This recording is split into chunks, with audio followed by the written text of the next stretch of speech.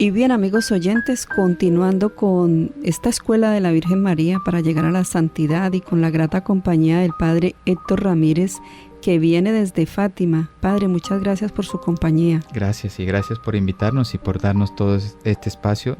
Quiero agradecer a Radio Paz por concedernos esta... es una gracia. Humanamente sería oportunidad, espiritualmente hablando, pues una gracia de poder hablar de María en esta radio católica.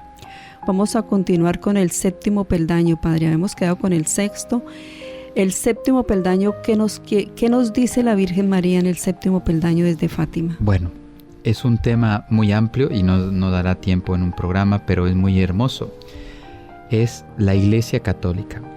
Precisamente Jesucristo ya avisó a los discípulos que ellos iban a ser las columnas de la Iglesia Católica, que Él tenía que entregar la vida por su esposa para dar vida a la Santa Iglesia Católica, y que precisamente después de la redención y la ascensión a los cielos, enviaría al Espíritu Santo para que Él fuera guiando a la Iglesia Católica. Pues dentro de este contexto está la aparición de la Santísima Virgen de Fátima. La Santísima Virgen de Fátima no busca otra cosa que llevar sus hijos a Jesucristo. Lo digo porque y tristemente nos vamos a encontrar, y yo creo que la gente que me escucha dirá: Padre, está diciendo, yo lo he sufrido, ¿no? Uh-huh. Sacerdotes que no creen en las apariciones. Uh-huh. Sacerdotes, yo digo las apariciones aprobadas, porque las que no estén aprobadas no es necesario creerlas, hay que estudiarlas precisamente, para eso está la Iglesia. Paciencia. Así es, que Dios, si las quiere aprobadas, uh-huh, pues que Él, con sus tiempos, que no son los del hombre, revelará. Revele y dé motivos para ver que ahí hay algo sobrenatural, ¿no? Pero un momento, Padre, ¿la Virgen María en Fátima nos habló de la Iglesia? Directamente no, pero mira, precisamente yo creo, y espero no equivocarme, es la aparición más visitada por los papas. 5 papas han pasado hasta el día de hoy en esta aparición. El que no era papa, pero que llegó a ser papa, fue Albino Luciani, que después fue Juan Pablo I. Uh-huh. Y parece ser que la Sor Lucía, porque estuvo en Fátima, después fue a ver a Sor Lucía cuando pasó por Fátima, y ella le profetizó que iba a morir pronto, que iba a llegar a ser papa y que iba a morir pronto, ¿no? Sí. Al menos eso lo muestran en algunos documentales, etc. Uh-huh. Entonces, 5 papas han pasado por ese santuario. Por lo tanto, sabemos que María es la madre de la Iglesia. Uh-huh. Y los papas son vicarios de Cristo, pero uh-huh, están al servicio de la madre de la Iglesia. ¿Cuánta confusión hay con este tema de la Virgen, sí, dentro de la Iglesia? Dentro, sí. Que si ser mariano ya no es ser cristiano, que uh-huh, si ser muy mariano uh-huh, es un pecado, una falta, porque entonces ya no vas a llegar a Cristo. Lo que decía, sacerdotes que no le dan importancia a las apariciones. En la propia teología, en la formación de los seminarios, Mariología es considerada en muchos seminarios como una materia de segunda categoría, ¿no? Las importantes es dogmática, moral, uh-huh, cristología, etcétera, escatología. Pero María, bueno, eso es para los piadosos. Uh-huh, para el populacho.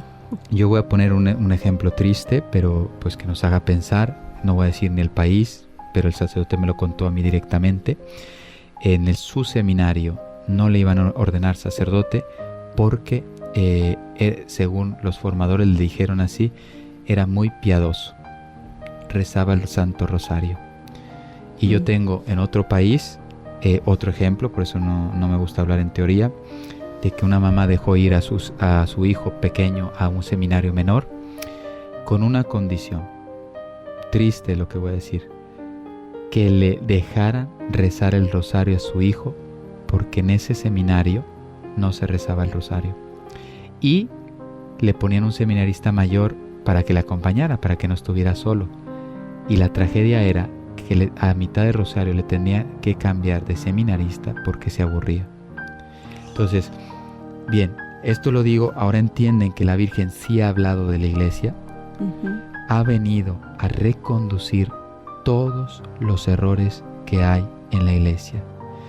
Ella no permitirá ninguna herejía. Uh-huh. Quien tenga devoción Fíjense, quien verdaderamente ame a María no cometerá herejía en su vida. Nunca dirá algo que vaya en contra de la doctrina. Precisamente ella vino a consolidar la fe católica, vino a... Los papas son los que van llevando el magisterio de la Iglesia a decir que fuera del magisterio no hay interpretación alguna. Ella confirma las palabras de su hijo con palabras de la madre, pero vuelve a confirmar el Evangelio. Le llaman al mensaje de Fátima, le llaman la síntesis del Evangelio o la síntesis del catecismo, porque es un catecismo precioso. El mensaje de Fátima es un catecismo precioso. Bien, y luego ya voy a leer unas palabras del mensaje que entra, no dice Iglesia Católica, pero mira, en la segunda parte del secreto que estamos hablando, que fue el 13 de julio de 1917. Vimos a un obispo vestido de blanco, ya estamos hablando del Papa, sabemos que después Jacinta se dedicó mucho a rezar por el Santo Padre, especialmente ella, los tres rezaban, pero ella cuando supo la existencia del Papa, ella se quedó como muy impresionada y quería rezar por el Papa continuamente. Tuvimos el presentimiento de que era el Santo Padre, vimos varios obispos, los sucesores de los apóstoles, sacerdotes, religiosos y religiosos, subir a una escabrosa montaña encima de la cual estaba una gran cruz del tronco tosco. Ya sabemos que es muy conocido esta parte porque el obispo va llorando entre cadáveres y empieza a subir, y de la cruz caían gotas de sangre que los ángeles recibían con cáliz, que era la sangre de los mártires que se ofrecía por Cristo, y ahí es cuando el obispo es herido de muerte, ¿no? Que pues aquí cada uno hace una interpretación, pero bien, ahora no estamos en ese momento. Entonces, y también dice que son heridos, o sea, que son matados, porque dice balas y flechas. Los obispos, sacerdotes, religiosas y laicos. Por lo tanto, la Iglesia peregrinante en su sufrimiento al Calvario para redimir la historia del mundo. Por lo tanto, Padre, habló de la Iglesia. Claro que sí. Fuerte, más fuerte no podía. Contundente. Sí. Porque obispo vestido de blanco solo está dentro de la Iglesia Católica. Esta invitación que ella nos está haciendo a nosotros, porque nos la hace a través de los niños, y ahora el mensaje de Fátima nos está diciendo: la Iglesia Católica es la verdadera, es la que mi hijo ha querido fundar. Primero porque Cristo solo fundó una, no hay más, no hay más iglesias, y esa es la voluntad de Dios. Todas las religiones, que hay más religiones en el mundo, como los judíos, como los musulmanes, etc., solo tendrán razón de ser en tanto cuanto que ayuden a las personas a ser mejores. O sea, sabemos que... a mejorar su relación con Dios. Con Dios. Pero lo que Dios quiere es la unidad en la única Iglesia Católica. No que los católicos nos volvamos budistas, ni judíos, ni musulmanes. No. Ellos que reconozcan en Cristo la verdad y en la Iglesia su unidad. Precisamente por eso quien ataque también al Papa, pues sea quien sea, no a la persona del Papa, porque también tristemente ya sabemos que en la historia de los papas ha habido papas que han pecado que no eran, gravemente, ha habido antipapas en dos momentos de la historia. Entonces, sino al papado, a la sede de Pedro. Dios quiere gobernar su Iglesia a través de un representante. Esperemos que ese representante sea santo y sea... Por eso nos pide tanta oración por él. Así es, porque necesitamos que él, para poder guiar la Iglesia, que cumpla su misión, pues tiene que escuchar la voz de Dios y seguir sus palabras. Bueno, entonces es la única Iglesia y es la Iglesia que Dios ha enviado a salvar al mundo. ¿Por qué la Virgen, siendo quien es, respeta a la Iglesia y toda la jerarquía y los procesos de la Iglesia? Porque precisamente la Iglesia es el cuerpo de Cristo. Cristo como cabeza y la Iglesia como cuerpo. Entonces no hay división. Y María está al servicio de su Hijo. Esa es la misión. Sí. Amar a su Hijo y servirle, ¿no? Como hija, pero también es su madre, ¿no? Entonces ella como madre va respetando lo que su Hijo ha querido disponer de la Iglesia Católica, pero también va fecundando la Iglesia Católica. la va orientando, la va purificando, la va preservando, la va santificando, porque también es su labor. Ella en la cruz recibió el mandato de cuidar de todos sus hijos, todos, y ella lo hace muy bien a través de la Iglesia Católica. ¿Por qué? Porque si la Iglesia Católica es santa, la historia va a cambiar. Ahora me permito hacer un paréntesis, ahora que estamos hablando de que la Iglesia necesita una reforma, y yo estoy convencido de que necesita una, también soy de los que estaría convencido de que la Iglesia necesita una reforma y profunda, pero la reforma de la santidad. Decía el Papa Benedicto XVI, los verdaderos reformadores de la Iglesia son los santos. Mira San Francisco de Asís, San Ignacio de Loyola, etc. Bueno, entonces cerramos paréntesis. ¿Por qué más el mensaje de Fátima habla de la Iglesia? A mí me parece esto, y es una figura a rescatar, aunque no sea el tema, pero voy a hacer otro pequeño paréntesis.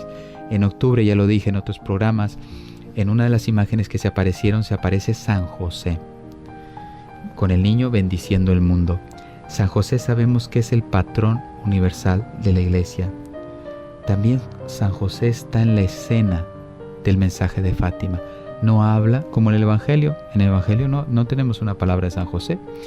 No habla, pero está. Y por lo tanto su presencia es eficaz. En el nacimiento de Jesucristo en Belén, Él preparó todo. Discreto, silencioso, como suele ser Él, pero presente.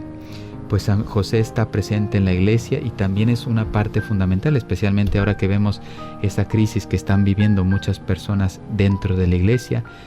Y me atrevo a mencionar pues todos los que están cambiando el Evangelio, el magisterio, que están diciendo unas cosas que no tienen nada que ver con la doctrina católica, pues esas personas necesitan ser ayudadas a convertirse. Y San José está llamado a defender la Iglesia. Bueno, y también el paréntesis que quiero hacer con lo que está pasando en el mundo de hoy, con la ideología de género, toda esa homosexualidad que se está viviendo, yo les voy a dar un dato científico. No tengo aquí la estadística, pero está comprobado científicamente. Sobre todo hablo de la homosexualidad. Mucha homosexualidad en el hombre, no lesbianismo, en las mujeres, se debe a la falta de la figura del padre. Por eso rescatar a San José en un tiempo como hoy, o sea, rescatar la figura de San José, que vuelva a hablarse San José como padre, como papá, como padre, como esposo, como cabeza de la familia. La cabeza no es la madre. Y eso lo dice Dios, no yo. Así dispuso Dios las cosas. Como el padre, por más que quiera, no puede quedarse embarazado. La madre es la que acoge y protege la vida. El padre protege la familia, pero la que le enseña, la que le entrega su ser a la nueva vida es la madre, no el padre. Entonces, como el padre no puede ser la madre no puede ser el padre. Parece muy importante rescatar San José como patrón universal de la Iglesia para que nos ayude en esta crisis que está viviendo muchos hombres de la Iglesia por esa traición a la fe, a la doctrina, a la oración, a los mandamientos, etcétera, dentro de la Iglesia. Esa influencia también, tristemente tenemos que reconocerla, esa infiltración masónica que ha entrado en la Iglesia, pues ya se está viendo sus efectos en el día de hoy. Pero también en el mundo, la figura del papá. Necesitamos, y lo digo para todos los hombres que nos están escuchando, papá, te necesitamos. Los hijos te necesitan, que vuelvas a ser ese papá firme, ese papá cercano, ese papá que me enseña el trabajo, ese papá que me enseña a afrontar las dificultades, ese papá que me prepare para la vida, ese papá que me ayude a levantarme aunque me haya equivocado, ese papá que sea concreto, objetivo, serio, exigente, disciplinado, y que sea un papá respetuoso en las cosas de Dios. Que el trabajo, el dinero no está por encima de Dios, el descanso, el deporte no está por encima de Dios. Entonces ese papá, a imagen de San José, lo necesitamos. Por lo tanto, me parece que el mensaje de Fátima es muy eclesial, muy respetuoso de la Iglesia, pero también una bendición para la Iglesia, y también yo creo que también una corrección y una reforma. Tengo una pregunta, padre, ya para terminar. cuando Jesús y la Santísima Virgen son de religión judía en su momento. Jesús no es que renuncia a su condición de judío, sino que nos deja los sacramentos y va instituyendo un modo de practicar. No, en ese momento él tiene la idea de decir, voy a fundar una nueva iglesia. Sí, pero mira, primero haría un pequeño flashback, ¿no? O sea, hacia atrás, vamos hacia atrás.